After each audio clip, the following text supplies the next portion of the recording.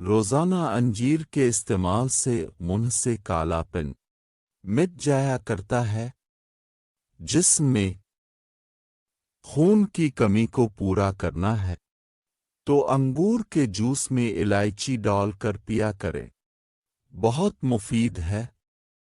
کھانے کے بعد گڑ کھانے سے ریڑھ کی ہڈی کمزوری کا شکار نہیں ہو پاتی۔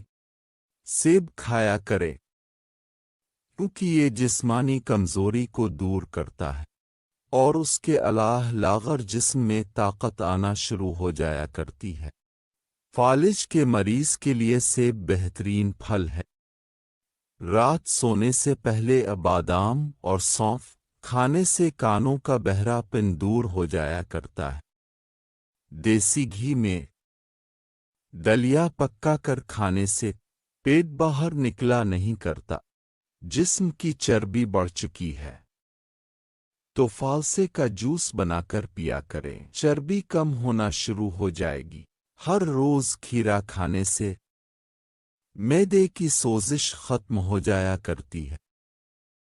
شہد میں کالا نمک ملا کر دانتوں پر لگائیں، دانت صاف ہو جائیں گے اور دانتوں کا کیڑا بھی ختم ہو جائے گا۔ زیادہ دودھ، انار، سیب اور دیسی گھی کے استعمال سے چہرے پر آنے والے بڑھاپے کے آثار ختم ہو جایا کرتے ہیں۔ روزانہ بھنے ہوئے تل گڑ کے ساتھ کھایا کریں، بینائی دن با دن تیز ہوتی جائے گی۔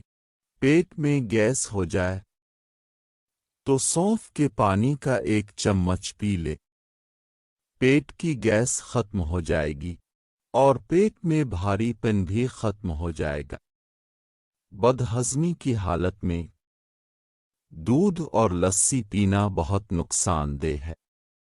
سینے کی جلن اکثر گرم چیزوں کے استعمال سے زیادہ ہوتی ہے، اس لیے اگر جلن زیادہ ہو تو مالٹا کا جوس پیا کریں، جلن کے لیے بہت مفید ہے۔